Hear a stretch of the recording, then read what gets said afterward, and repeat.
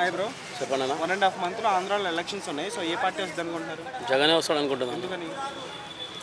ఎందుకని అంటే అన్న ఓపెన్గా చెప్తున్నా, నాకు అనిపించింది చెప్తున్నా. వాంది వింది మనకు అనవసరం. ఇప్పుడు ఇన్ని సంవత్సరాలు ఏపీని వెళ్తుండు కదా నా సీఎంగా. ఏది ఎట్లా చేయాలో, ఏది ఎట్లా చేయకూడదు, ఏది మంచి ఏది చూడాలని తెలియదా? తెలుసు కదా అన్న. సంక్షేమ పథకాలు సక్సెస్ అయ్యాయా? ఏమో అన్న. తర్వాత నెక్స్ట్ జగనే అనుకుంటున్నాను నేనైతే. ఆయననే వస్తాడు. ఇప్పుడు ఎంతమంది ఎన్ని పార్టీలు పెట్టినా ఎన్ని చేస్తామన్నా సరే, కలిసి వచ్చిన ఎంతమంది వచ్చినా అంతే అన్న, వేస్టే కదా. అది తెలియదా? ఇప్పుడు ఏదైనా సరే మన ఎలక్షన్లో తీసుకొని మన దాంట్లో జగన్ మంచి చేసాడు లేదు వాళ్ళకి తెలుసు కాబట్టి. వాళ్ళకి తెలుసు కదా అన్న, మంచిగా చేసిండు. వాళ్ళు చాలా డెవలప్మెంట్ చేసిండు. ఆంధ్ర స్కూల్స్, గవర్నమెంట్ స్కూల్ కానివ్వండి, ఎంత డెవలప్మెంట్ చేసిండు అన్నీ. మళ్ళీ ఇల్లులు కూడా ఇచ్చిండంట.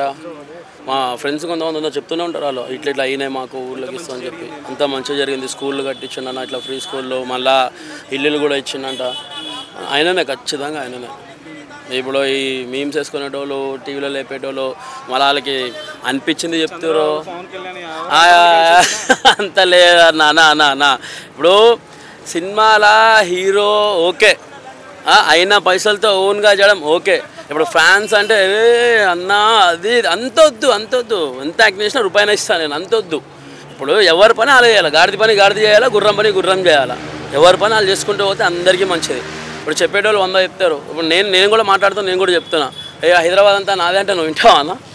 కాదు కదా, అవన్నీ కాదు కదా. ఎవరి పని వాళ్ళు చేసుకుంటూ వాళ్ళు. ఆయన ఏం చేయాలో ఆయనకి తెలుసు. రెండోసారి కూడా మళ్ళీ ఆయననే అన్న, ఆయననే ఖచ్చితంగా ఆయననే. Thank you bye. సార్, ఇప్పుడు 1.5 మంత్లో ఎలక్షన్స్ ఉన్నాయి ఆంధ్రాలో. సో ఏ పార్టీ వస్తుంది అనుకుంటున్నారు? వైసీపీ వచ్చింది. ఎందుకని రావాలి వైసీపీ? వైసీపీ అంటే చెప్పిన పథకాలన్నీ చేశాడు. సచివాలయ వ్యవస్థ ఇచ్చాడు, వాలంటీర్ వ్యవస్థ ఇచ్చాడు. జనానికి అందుబాటులో సేవలు ఉన్నాయి. ఇంతకుముందు మండల ఆఫీస్ చుట్టూ ఎక్కడికో తిరగాల్సి వచ్చేది. ఇంటికే వచ్చి వాలంటీర్లు పథకాలన్నీ అమలు చేస్తున్నారు. ఎక్కడ సార్ మీది? ఏపీలో ఆంధ్ర, ప్రకాశం జిల్లా, మార్చూరు. ఓకే, అక్కడ ఖచ్చితంగా ఈసారి కూడా వైసీపీ అయినా మళ్ళీ? ఖచ్చితంగా వైసీపీ వచ్చింది. మీ కుటుంబానికి జగన్ గారు ఇచ్చినట్టు పథకాలు ఏమేమి ఉన్నాయి? మా కుటుంబానికి కదా అన్ని పథకాలు అమలు అవుతున్నాయి కదా. ఏమేంటి చెప్పగలుగుతారా? నాకు లేకపోతే అందరికి బెనిఫిట్ ఉంది కదా. పింఛన్లు ఉన్నాయి, అన్నీ అమ్మఒడి పథకం వస్తుంది. అన్ని పథకాలు పార్టీలతో సంబంధం లేకుండా వస్తుంది కదా. కులాలకు సంబంధం లేకుండా వస్తుంది. చెప్పినట్టు అమలు చేస్తున్నారు.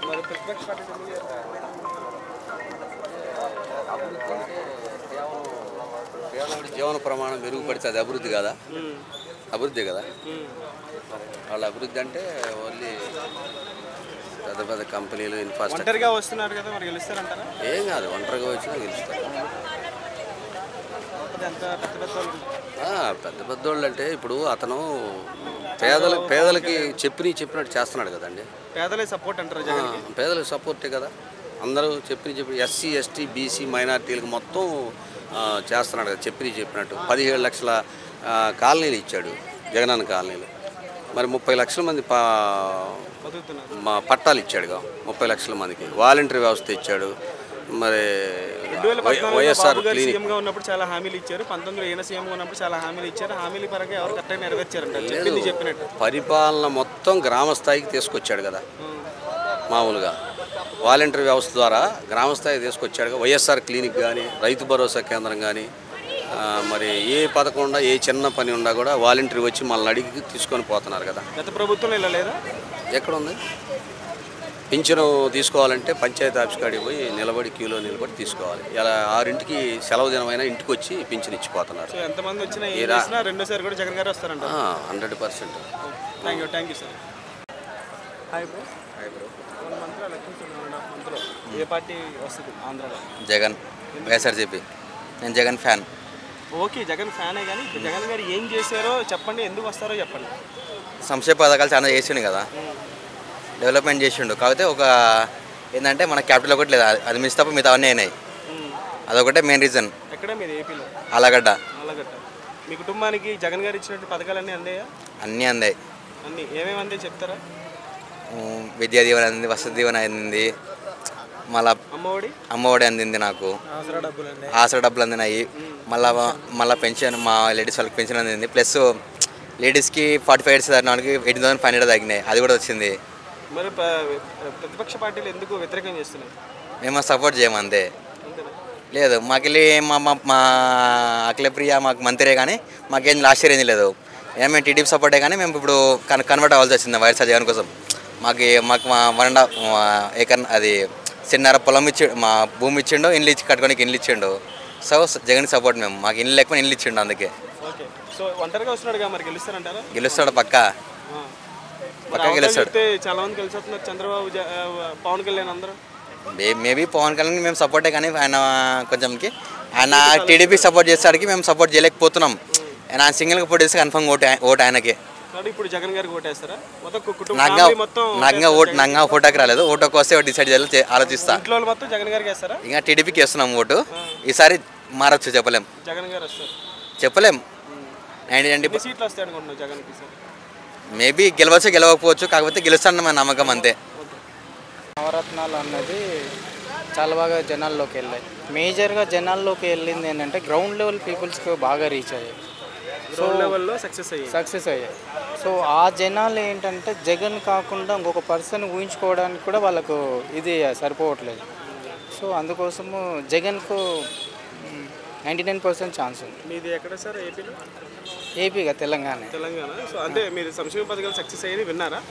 నేను జనరల్గా నాకు రిలేషన్స్ ఉంటాయి, నేను రెగ్యులర్గా చెప్పడం కదా, నేను వెళ్తూ ఉంటాను. వైజాగ్ నా సెకండ్ నెగిటివ్ ప్లేస్ అంటాను. సో మీ రిలేటివ్స్కి అర్హత కలిగినటువంటి పథకాలన్నీ అందే. మరి వ్యతిరేకం చేస్తున్నారు ఎందుకు ప్రతిపక్ష పార్టీలు? బాగా జనరల్గా ఉంటుంది కదండి. ఇప్పుడు అదే సేమ్ పొజిషన్లో టీడీపీ ఉన్నా కూడా వైసీపీ వాళ్ళు కూడా అదే కౌంటర్ అటాక్ ఉంటుంది కదా. కౌంటర్ అటాక్ ఎక్కడైనా ఉంటుంది కదా. సో అలా వాళ్ళు చెప్పకపోతే అందలేదు అని చెప్పకపోతే మన జనాల్లోకి ముందుకు వెళ్ళలేం కదా. హామీల పరంగా 14లో బాబు గారు సీఎంగా ఉన్నప్పుడు కరెక్ట్గా నెరవేర్చారా? 19లో ఈయన సీఎంగా ఉన్నప్పుడు కరెక్ట్గా నెరవేర్చారా? 100% నో డౌట్ అందులో. మన జగన్ గారు నో డౌట్. ఒంటరిగా వస్తున్నారు కదా ఆయన, ఇంతమంది కలిసి వస్తున్నారు, గెలుస్తారంట. నేను పెద్ద డైలాగ్ చెప్పలేను, సింగిల్ సింహం అని అలాంటివి చెప్పలేను. కానీ జగన్ ఆ గట్స్ అండి, ఆయన గట్స్ని అసలు ఆయన వచ్చిన ట్రావెల్ చేసిన పొలిటికల్ ఎంట్రీ ఇచ్చిన జర్నీ అనేది అది వండర్ఫుల్ జర్నీ. ఆ జర్నీని ఎవరైతే చూసారో జనాలు ఆయన వదులుకోవడానికి కూడా రెడీ లేదు. సేమ్ టైం తను నిరూపించుకున్నాడు ఏంటి అనేది. ఆ నిరూపించుకోవడం వల్ల జనాలు కూడా బాగా కనెక్ట్ అయ్యి ఉన్నారు. ఇప్పుడు చంద్రబాబు నాయుడు గారు సీనియర్ పొలిటీషియన్, అన్నీ తెలుసు అతనికి. అయినా కూడా మాకు ఇతనే కావాలనే మేజర్ పర్సంటేజ్ ఇతని వైపు ఉన్నారంటే బికాజ్ అదే అతని జర్నీ చూశారు. అతని సక్సెస్ అంటే అతను చెప్పిన మాట నిలబెట్టుకుంటాడు అనేది.